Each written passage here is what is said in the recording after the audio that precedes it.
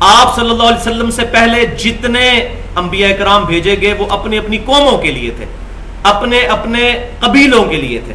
لیکن سورہ سبا آیت نمبر 28 وَمَا أَرْسَلْنَاكَ إِلَّا كَافَّةً لِلنَّاسِ بَشِيرًا وَنَذِيرًا، اے محبوب صلی اللہ علیہ وسلم ہم نے آپ کو نہیں بھیجا خوشخبری سنانے والا اور ڈر سنانے والا مگر ساری انسانیت کے لیے.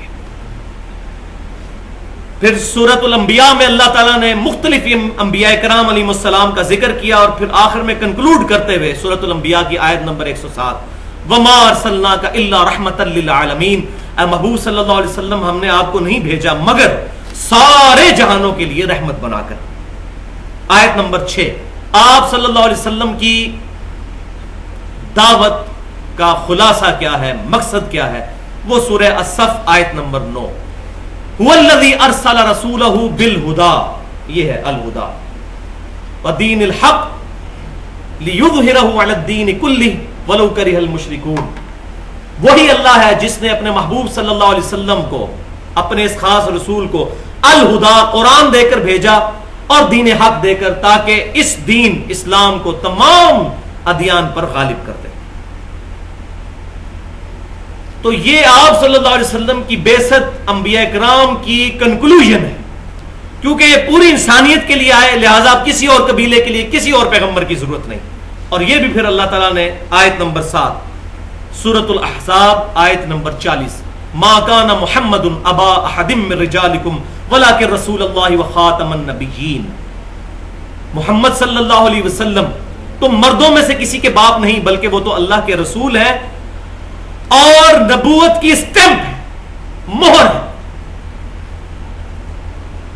مہر کسی بھی ڈاکومنٹ کے اینڈ پر لگتی ہے.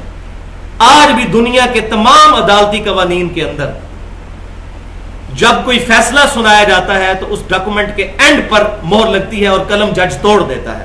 اس کا مطلب یہ ہوتا ہے کہ اب اس مہر لگنے کے بعد اس ڈاکومنٹ میں کوئی چیز ایڈ نہیں ہو سکتی.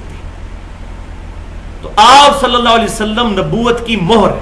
یہ ہم عام سمجھانے کے لیے ترجمہ کر دیتے ہیں کہ نبیوں کے سلسلے کو ختم کرنے والے ہیں، اور اسی کا فائدہ پھر وہ قادیانی اٹھاتے ہیں.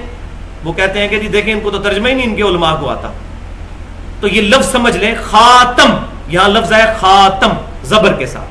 خاتم کا مطلب ہوتا ہے سٹیمپ، مہر. ایک لفظ ہوتا ہے خاتم، اس کا مطلب ہوتا ہے ختم کرنے والے. تو قرآن میں لفظ آیا ہے خاتم اور احادیث میں خاتم بھی آیا اور خاتم بھی آیا. احادیث میں خاتم کا لفظ نہ بھی ہو تب بھی خاتم کا مطلب کیا ہے وہ آج پوری دنیا جانتی ہے کہ ڈاکومنٹ کے اینڈ پر مہر لگتی ہے. کوئی بندہ اس کا یہ مطلب نہیں لیتا جو غلام احمد قادیانی دجال نے لیا کہ نبوت کی مہر کا مطلب یہ ہے کہ آپ کے بعد جتنے انبیاء آئیں گے وہ حضور صلی اللہ علیہ وسلم کی مہر سے آئیں گے. یہ کسی نے بھی امت میں مطلب نہیں لیا، نہ دنیا کے کسی غیر مسلم قانون کے اندر بھی یہ مطلب لیا جاتا ہے مہر کا. مہر کا مطلب یہ ہوتا ہے نبوت کی مہر، یعنی ڈاکومنٹ کنکلوڈ ہو گیا، اب اس ڈاکومنٹ میں کوئی چیز ایڈ نہیں ہو سکتی.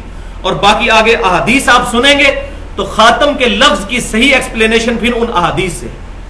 اب قادیانی بھائیوں جو آج کل بائی برتھ بیچارے قادیانی ہیں، ان کے کفر میں کوئی شک نہیں، لیکن ایک طریقہ ہے کہ ہم ان کو کافر ڈکلیئر کریں اور اس کی بنیاد پہ انہیں مارنا شروع کر دیں، اور ایک طریقہ یہ ہے کہ ان کے اس کفر کی بیماری کو احسن طریقے سے ان پر آشکار کریں.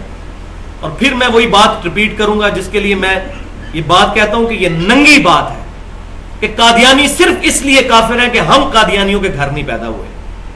اگر میں اور آپ قادیانیوں کے گھر پیدا ہوئے ہوتے تو ہم کہتے قادیانی تو صحیح مسلم ہے، غیر احمدی جو ہیں یہ کافر ہے. اور عام مسلمانوں کی حالت بھی یہ ہے، ان کو علمی دلائل پہ یہ بات نہیں پتا کہ ہم قادیانیوں کو کافر کیوں سمجھتے ہیں، اور ان بیچاروں تک بھی بات نہیں پہنچاتے کہ آپ کو کہاں تعویل کی غلطی لگی ہے. یہ کام ہے مسلمان کے کرنے کا. ان کے کفر میں کوئی شک نہیں، لیکن ان کو کافر کہہ لینے سے مسئلہ حل نہیں ہوگا، بلکہ ان کی آنے والی نسلوں کو اسلام میں داخل کرنے کے لیے احسن طریقے سے ان تک بات پہنچانی ہوگی کہ مسلمانوں سے ہی ٹوٹا ہوا ایک فرقہ ہے. اسی کتاب کو وہ مانتا ہے، یہودیوں عیسائیوں سے تو بہتر ہے کہ کم از کم اس کتاب کو تو مانتا ہے. باقی اب ہم نے یہ کتاب ان تک صحیح طریقے سے پہنچانی ہے. صحیح بخاری اور صحیح مسلم کو بھی مانتے ہیں، لیکن ان کو ان کے مولویوں نے دھوکہ دیا ہوا ہے، جس طرح یہاں ہمارے مولویوں نے ہمیں دھوکہ دیا ہوا ہے. اکثر میں یہی رونا روتا ہوں، اہل سنت کو ورگلایا جاتا ہے اہل تشیع کے خلاف، اہل تشیع کو ورگلایا جاتا ہے اہل سنت کے خلاف. جو باتیں ہیں وہ اختلاف اپنی جگہ، اس کو ایسے طریقے سے ایڈریس کرنا چاہیے، لیکن اس کی وجہ سے ایک دوسرے کو مارنے پر اتر آنا اور مسجد کے ٹوائلٹس کے اندر چاکنگ شروع کر دینا، شیعہ کافر، جو بندی کافر، اہل حدیث کافر یا بریلوی کافر، یہ بہت بڑا ظلم ہے. یہ مسلمانوں کی روش نہیں ہونی چاہیے. تو اب میں خصوصاً قادیانیوں کے لیے یہاں پر کنکلوژن کے طور پر، چونکہ یہ آیت آ گئی آپ صلی اللہ علیہ وسلم کے ختم نبوت پر، تو میں ان تک یہ احسن طریقے سے بات پہنچانا چاہتا ہوں، اور آپ بھی اس بات کو پہنچائیں جتنے لوگ یہاں بیٹھے ہوئے ہیں، تاکہ ان کے علماء نے جو ان کو دھوکہ دیا ہوا ہے وہ ان پر آشکار ہو. کوئی بندہ بھی بھائیو جان بوجھ کر دوزخ میں نہیں جانا چاہتا، بس کوئی غلطی لگ جاتی ہے، ہمارا کام ہے ہم اس غلطی کو احسن طریقے سے ان پر آشکار کریں. تو یہاں پر میں 5 احادیث اسی خاتم کے لفظ کی تشریح کے طور پر، ویسے تو ضرورت نہیں احادیث کی، لیکن جو تواتر سے احادیث آ رہی ہیں ان کو تو سارے مانتے ہیں. احادیث نہ بھی ہوں تب بھی میں نے کہا کہ انٹرنیشنل قانون میں بھی خاتم کا مطلب ہے ڈاکومنٹ کے اینڈ پر مہر لگ گئی، دیٹس آل، کوئی چیز ایڈ نہیں ہو سکتی. اب یہی معنی احادیث میں آپ صلی اللہ علیہ وسلم نے بالکل واضح طور پر ارشاد فرما دیا. پہلی حدیث صحیح بخاری اور صحیح مسلم کی، متفق علیہ حدیث، امام کائنات سید الاولین والآخرین شفیع المذنبین رحمت للعالمین سیدنا و مولانا امام اعظم محمد رسول اللہ صلی اللہ علیہ وسلم نے ارشاد فرمایا کہ میری اور باقی انبیاء کرام علیہ السلام کی مثال ایک خوبصورت عمارت کی سی ہے.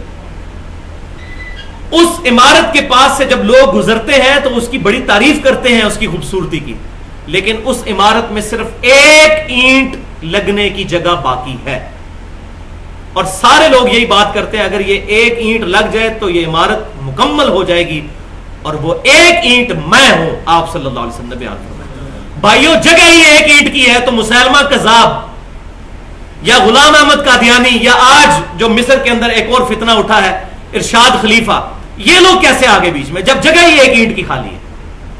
تو آپ صلی اللہ علیہ وسلم نے ایک اینٹ کا ارشاد فرمایا، اور پھر آپ صلی اللہ علیہ وسلم نے فرمایا وَأَنَا خَاتَمُ النَّبِيِّينَ، اور میں ہوں نبوت کی مہر.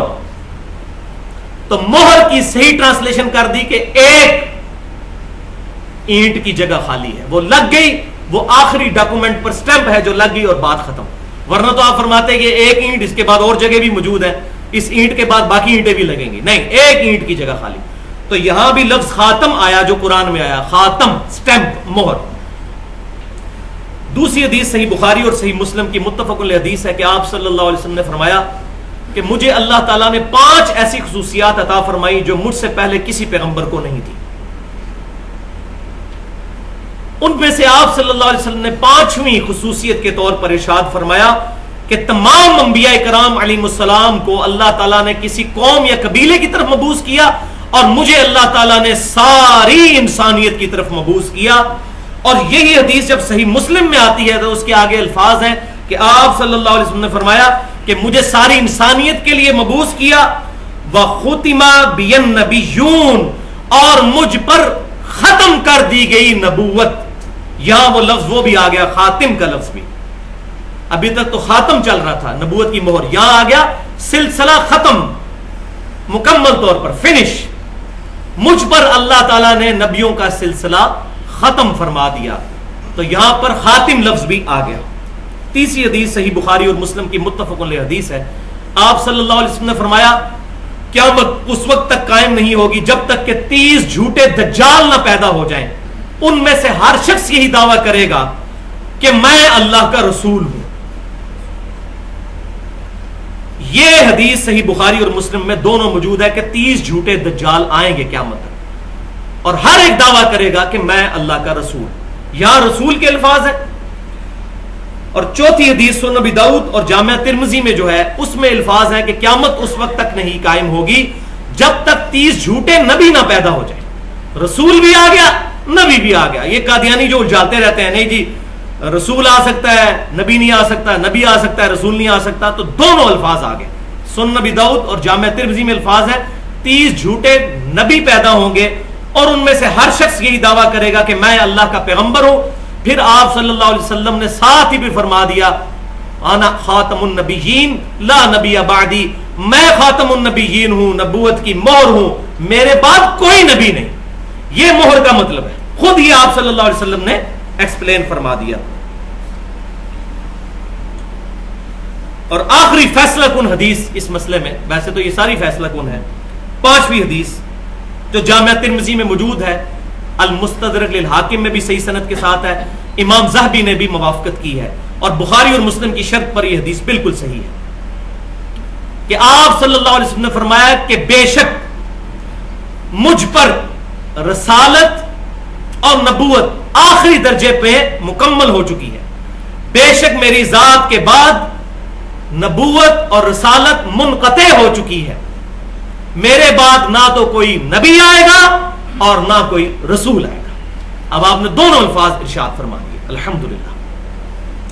تو یہ 5 احادیث تھیں، لیکن پھر میں بات ریپیٹ کروں گا، یہ احادیث نہ بھی ہوں تب بھی الحمدللہ قرآن پاک اپنے اس عقیدے کی حفاظت کرتا ہے. اور یہاں ضمن میں ایک بات بتا دوں، قرآن پاک کے بارے میں جگہ جگہ قرآن میں ہی آتا ہے کہ یہ کتاب اپنے سے جو اگلی کتابیں گزر چکی ان کی تصدیق کرنے والی ہے. کسی ایک جگہ بھی نہیں آیا کہ اپنے بعد جو کتابیں آئیں گی یا اس کے بعد جو وحی نازل ہوگی اس کی تصدیق کرنے والی ہے، ورنہ تو اس کے اندر یہ آیت بھی موجود ہوتی. جب بھی بات آئی تو یہی کہ اس سے پہلے جو کتابیں نازل ہوئی ان کی تصدیق کرنے والی ہے. اور یہ ضروری تھا کہ بعد میں اگر کوئی وحی نازل ہوتی تو اس کا ذکر اس میں ہوتا. کیوں؟ کیونکہ تورات اور انجیل میں بھی ذکر ہے کہ اس کے بعد آخری کتاب نازل ہوگی. جب بھی کوئی کتاب نازل ہوتی ہے وہ اپنے سے پچھلی کتابوں کی تصدیق اور آنے والوں کی بشارت دیتی ہے. اس کتاب میں بار بار یہی ذکر ہوا کہ یہ کتاب تصدیق کرتی ہے اس سے پہلے جو کتابیں نازل ہوئیں. تو الحمدللہ یہ آخری درجے میں اس معاملے میں حق واضح ہو گیا. وہ ہے علم غیب اور کشف کے حوالے سے کہ غیبی علوم انبیاء کرام علیہ السلام کے علاوہ کسی اور کے لیے ماننا. تو بھائیو ایسا عقیدہ رکھنا ختم نبوت کے منافی ہے، سوائے ایک چیز کے جو بخاری اور مسلم میں ہے کہ میری وفات کے بعد اب نبوت کی خبروں میں سے صرف مبشرات باقی ہیں. پوچھا گیا مبشرات کیا ہیں تو فرمایا آپ صلی اللہ علیہ وسلم نے کہ وہ خواب ہے. لیکن ساتھ ہی صحیح مسلم میں حدیث ہے آپ صلی اللہ علیہ وسلم نے فرمایا کہ خواب شیطان کی طرف سے بھی ہو سکتا ہے اور خواب اللہ کی طرف سے. اب یہ فیصلہ پھر کتاب و سنت پہ ہوگا کہ یہ خواب صحیح ہے یا فراڈ ہے، کیونکہ ہر مکتبہ فکر ہی نبی صلی اللہ علیہ وسلم کو خواب میں دیکھتا ہے اور کہتا ہے جی نبی صلی اللہ علیہ وسلم نے کہا کہ یہ جماعت ٹھیک ہے باقی ساری فارغ ہیں. میں تو ساری جماعتیں پھری ہیں، کیا تبلیغی جماعت، کیا دعوت اسلامی، اسی طریقے سے باقی مکاتب فکر کی جماعتیں، ساروں کے پاس ماشاءاللہ تھوک کے حساب سے خواب موجود ہے بیان کرنے کے لیے. اور پھر دوسرے کا نہیں مانیں گے، اپنا ہی مانیں گے، انہیں جی ان کو تو آ ہی نہیں سکتا خواب. تو بھائیو یہ جو ایک دوغلی پالیسی چل رہی ہے نا، یہ بہت غلط چیز ہے. اسی کو بنیاد بنایا صوفیاء نے، اور انہوں نے کہا جی ہمیں جو ہے وہ کشف ہو جاتا ہے، غیبی خبریں حاصل ہو جاتی ہیں. اور پھر ان صوفیاء کے بھی پھر چیزوں کو یوز کر کے پھر ایک بندے نے بالکل ننگی قسم کی بات کر دی اور بیچارہ جو ہے وہ کافر ڈکلیئر ہو گیا، غلام احمد قادیانی. بیچارہ اس لیے کہہ رہا ہوں کہ اس سے بڑی باتیں صوفیاء کر کے گئے ہیں، لیکن ان کو ہمسارے رحمت اللہ علیہ کہتے ہیں. ہم سے مراد جو آپ لوگ ہیں، میں تو نہیں کہتا، میں تو احتیاط کرتا ہوں، نہ ان کے بارے میں بدگمانی کرتا ہوں اور نہ کوئی حسن ظن رکھتا ہوں، کیونکہ ان کی کتابوں میں بہت کچھ فراڈ موجود ہے. کسی کو تسلی کرنی ہو تو ہمارا ریسرچ پیپر ahlsunnatpak.com پہ رکھا ہوا ہے، اندھا دھند پیروی کا انجام. کوئی بزرگ کلمہ پڑھوا رہے ہیں لا الہ الا اللہ چشتی رسول اللہ، کوئی کلمہ پڑھوا رہے ہیں لا الہ الا اللہ اشرف علی تھانوی رسول اللہ، معاذ اللہ استغفر. تو حسن ظن کیسے ہم قائم رکھیں بھائی؟ تو ہم بریک ایون پوائنٹ پہ آ جاتے ہیں، نہ ان کو ہم گستاخ ڈکلیئر کرتے ہیں اور نہ ان کی بزرگی کا اعتراف کرتے ہیں. لیکن بھائیو انہی چیزوں کو پھر بنیاد بنایا نا غلام احمد قادیانی نے، اور اس نے جو ہے وہ اپنی کتاب کے اندر باقاعدہ صوفیاء کے کشف کے حوالے دیے. اس کی آپ اگر کتابیں پڑھیں نا، روحانی خزائن، حقیقت الوحی خصوصاً وہ کتاب، کشتی نوح، مکتوبات احمدیہ، یہ کتابیں آپ پڑھیں تو آپ دنگ رہ جائیں گے. اس نے کہا جی یہی باتیں صوفیاء کرتے آئے ہیں، ان کو آپ سارے بزرگ مانتے ہو اور میں نے بات کی ہے. اور پھر اس نے اس میں حقیقت الوحی میں تو یہاں تک کہا کہ میں اللہ کی قسم اٹھا کے کہتا ہوں کہ مجھ پہ جو کچھ کشف اور الہام ہو رہا ہے یہ اللہ کی طرف سے ہو رہا ہے. تو بھائیو یہ سارے دعوے پھر بالآخر اس رزلٹ تک پہنچے اس کے پیچھے بنیاد ان لوگوں نے فراہم کی، تو ہم ان کا بھی رد کرتے ہیں. اس پہ میں نے 50 منٹ کی گفتگو کی ہے علم غیب پر، اہل سنت پاک.com پہ مسئلہ نمبر 6 کے نام سے رکھی ہوئی ہے، وہ ڈیٹیل سے سن لیں. اس میں نے کشف اور ان تمام چیزوں کو ڈیٹیل کے ساتھ بیان کیا. لیکن آج یہاں پر میں 2 حدیثیں بیان کرنا ضروری سمجھتا ہوں. پہلی حدیث صحیح بخاری اور مسلم کی کہ آپ صلی اللہ علیہ وسلم نے فرمایا، متفق علیہ حدیث ہے کہ پہلی امتوں میں جو گزر چکی اگلی امتیں، ان میں محدث ہوا کرتے تھے. ایک ہوتا ہے محدث، حدیث روایت کرنے والا، ایک ہوتا ہے محدث جس کے دل میں بات ڈالی جائے.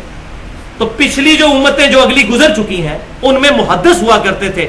میری امت میں اگر کوئی ہوتا تو سیدنا عمر ہوتے، اگر ہوتا تو وہ بھی صرف ایک بندے کا آپ نے فرمایا کہ وہ عمر ہوتے، وہ بھی نہیں ہے. پہلے کشف اور الہام ہو جایا کرتا تھا، جیسے حضرت موسیٰ کی والدہ کو ہوا، عیسیٰ علیہ السلام کی والدہ کو ہوا، وہ انبیاء میں سے تو نہیں تھی. لیکن اس امت میں یہ بین ہے.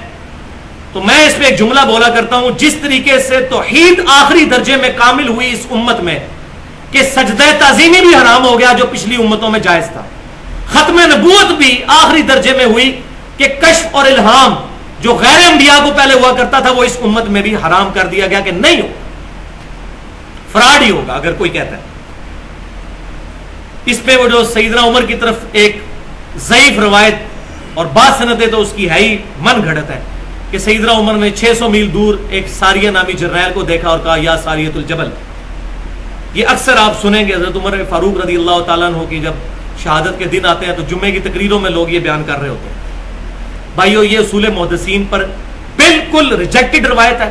اس کے مقابلے میں صحیح بخاری میں کتاب الشہادات کے اندر ایک روایت ہے کہ سیدنا عمر رضی اللہ تعالیٰ عنہ کہتے ہیں کہ پہلے جب تک نبی صلی اللہ علیہ وسلم ہم میں موجود تھے تو اللہ تعالیٰ وحی کے ذریعے ہمارا مواخذہ کر لیتا تھا. کوئی بندہ بات چھپاتا تھا، اللہ تعالیٰ اپنے نبی کو بتا دیتا تھا. اب وحی کا سلسلہ ختم ہو چکا ہے. اب ہم لوگوں کے چہروں پر، ان کے ظاہری اعمال پر فیصلہ کرتے ہیں، ہمیں نہیں پتا ان کے دلوں میں کیا ہے. یہ بخاری میں تو سیدنا عمر یہ کہہ رہے ہیں، تو یا ساری الجبل کی طرف، اور نہیں جی اللہ تعالیٰ چاہے تو پھر دکھا دے. بھائیو، یہ فارمولہ اگر فٹ کر لیا جائے نا تو سارے کے سارے فاسد عقیدے جائز ہو جائیں گے. پھر اللہ تعالیٰ چاہے تو حضرت علی آج بھی مدد کر سکتے ہیں ہماری، یہ بھی ٹھیک ہے. اللہ تعالیٰ کے بارے میں آپ کون ہوتے ہیں فیصلہ کرنے والے؟ کہ آپ کون ہوتے ہیں کہ اللہ تعالیٰ یہ چاہے گا؟ وَلَا تَقُولُوا عَلَى اللَّهِ إِلَّا الْحَقَّ، مت بکواس کرو اللہ کے بارے میں مگر حق بات کہو اللہ کے بارے میں. یہ سب بکواس کرنا ہے اللہ تعالیٰ کے بارے میں، سخت گستاخانہ جملے ہیں. آپ کو کس نے اختیار دیا کہ آپ یہ بات کریں کہ اللہ تعالیٰ چاہے تو یہ کر لے گا، اللہ تعالیٰ چاہے تو مردہ زندہ ہو کے باہر آ جائے گا؟ وَلِعَاذُ بِاللَّہ. تو یہ قرآن جھوٹ کہہ رہا ہے سورۃ الانبیاء کی 95 نمبر آیت میں کہ جو مر گیا قیامت تک اب دنیا میں واپس نہیں آئے گا. آپ بے شک شیخ عبد القادر جیلانی کے بارے میں جھوٹا واقعہ منسوخ کرتے رہے کہ انہوں نے 11 سال بعد وہ برات جو ہے وہ اتار دی تھی. اعوذ باللہ تعالی، سب جھوٹ ہے. اس لیے کتاب و سنت کی بات شروع کریں تو فوراً بھڑک اٹھتے ہیں کہ جناب یہ آپ کیا جی، بزرگوں کو نہیں تھا کتاب و سنت پتا. پھر میں وہی بات بولوں گا کہ سارے بزرگ 2 جمع 2 برابر ہے 5 کے ہم نہیں مانتے. تو بھائی 2 جمع 2 5 ماننے کے لیے تیار نہیں تو کتاب و سنت کو غلط کیسے مان لیں؟ یہ میں نے ایک ٹوٹکا بتا دیا ان کا منہ بند کرنے کے لیے الزامی جواب کہ 2 جمع 2 5 ہے کہ نہیں یہ بتاؤ. اگر یہ بزرگ مردے زندہ کر کے تم سے یہ منوانے کی کوشش کریں تو کہیں گے نہیں. تو بھائی قرآن کو بھی اتنی اہمیت دو نا. اگر قرآن کہہ رہا ہے کہ مردہ قیامت تک واپس نہیں آ سکتا، خدا کے لیے اپنے فاسد نظریات سے توبہ کرو. اور یہاں پر میں بھی ایک جملہ کشف کے حوالے سے بولنا چاہتا ہوں تاکہ بات بالکل واضح ہو جائے کہ جس کو یہ دعویٰ ہے نا کہ فلاں بندہ کسی کے دل کا حال جان لیتا ہے، میں اپنی میکینیکل انجینئرنگ کے مشین ڈیزائن کے فارمولے لکھ کے دیتا ہوں کاغذ پہ، وہ مجھے دیکھ کے پڑھ کے بتا دے. دل کا حال تو بڑی دور کی بات ہے، دیکھ جس میں گریک لیٹن لینگویج کے بھی کانسٹنٹ استعمال ہوئے ہوں گے، 15 20 کانسٹنٹس جن کو وہ یہ پڑھ نہیں سکتا. یہ سائلن لکھا ہوا ہے، یہ سائی کا سمبل ہے، یہ سگما کا ہے، اس کو دیکھ کے پڑھ کے بتا دے. جو کہتا ہے میں دل کا حال جان لیتا ہوں. جب اس کا یہ معاملہ ہے کہ اللہ سکھاتا ہے تو اللہ سکھائے نا اس کو پھر یہ کہ وہ دیکھ کے یہ پڑھ کے بتائے. یہ بھائی سب فراڈ ہے. اصل میں یہ لوگ ہوتے ہیں بڑے نباز. ہر ایج کے لوگوں کے چند ایک مخصوص پرابلم ہے. 15 سال سے لے کے 20 سال تک کی جو عمر کے لوگ ہیں ان کے مخصوص پرابلم ہے، وہ ان کو پتا ہوتے ہیں. اس عمر کا جب بندہ جائے گا وہ 2-3 باتیں کریں گے، یا کہ رشتے کا چکر چل رہا ہوگا، یا وہ پڑھائی میں اس کی سپلی آئی ہوئی ہوگی. یہ 2-3 کیسز ہی ہوں گے. پھر 25 سے لے کر 35 سال تک اور ایشو ہوں گے کہ شادی شدہ ہو، اولاد نہیں ہو رہی ہوگی یا بیوی بات نہیں مانتی ہوگی، 3-4 وہ تکے لگائیں گے، ٹھیک ہو جائے گا، کہیں گے جنہوں نے دل کا حال جان لیا۔ پھر اس سے بڑی عمر میں اور پرابلمز، تو ان کی بڑی نبض ہوتی ہے معاشرے کے اوپر، تو یہ اس طریقے سے یہ نباز ہوتے ہیں بڑے۔